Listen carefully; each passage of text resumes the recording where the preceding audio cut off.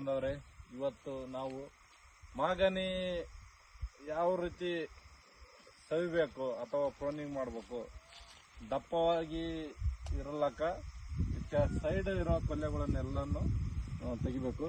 ಅದು ಯಾವ ರೀತಿ ತೆಗಿಬೇಕಂತಂದು ಇವತ್ತು ನಾನು ತಿಳಿಸ್ಕೊಡ್ತೀನಿ. ಓನ್ಲಿ ಒಂದೇ ಬಿಡ್ಬೇಕು, ಅಂದ್ರೆ ಸ್ಟ್ರೇಟ್ ನೇರವಾಗಿ ಇರೋದು ಒಂದೇ ಬಿಡಬೇಕು.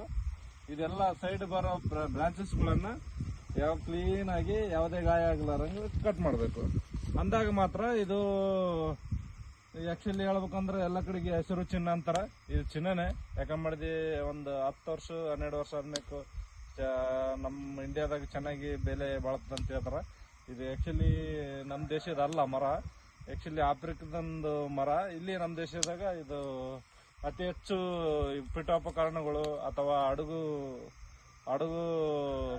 ಕಟ್ಟೆ ನಿರ್ಮಾಣ ಮಾಡಲಕ್ಕ, ಮತ್ತು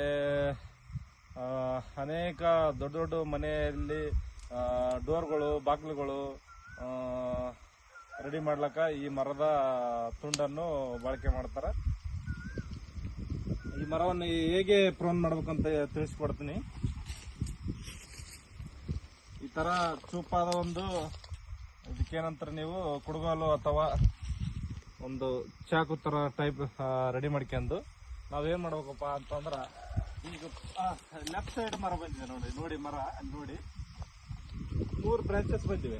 ಮೊದಲು 3 ಬ್ರಾಂಚಸ್ದಾಗ ಇದು ಸೀದಾ ಹೋಗಿದೆ, ಅಂದ್ರೆ ನೇರವಾಗಿ ಓದೋದು ಬ್ರಾಂಚಸ್ ಅನ್ನು ಬಿಟ್ಟು ಈ ಪಕ್ಕದ ಬ್ರಾಂಚಸ್ ಅನ್ನು ನೀಟಾಗಿ ಅದನ್ನು ತೆಗಿಬೇಕು. ನೋಡಿ ಯಾವ ಥರ ಬರುತ್ತೆ ನೋಡಿ.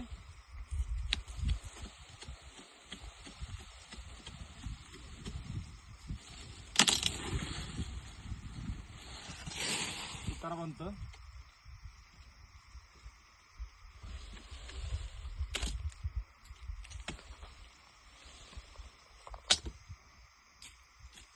ಇದು ಇನ್ನೊಂದು ಬ್ರಾಂಚಸ್ ಬಂದಿದೆ ನೋಡ್ರಿ ಪಕ್ಕದಾಗ.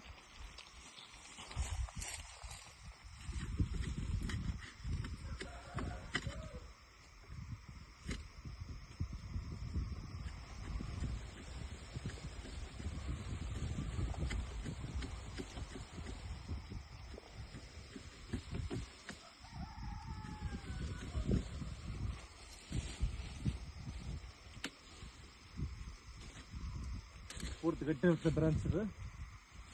ಯಾಕಂತ ಮಾಡಿದೆ ಇಷ್ಟೊತ್ತಿಗೆ ಮಾಡ್ಬೇಕಿತ್ತು ಆ್ಯಕ್ಚುಲಿ ಪ್ರೂನ್.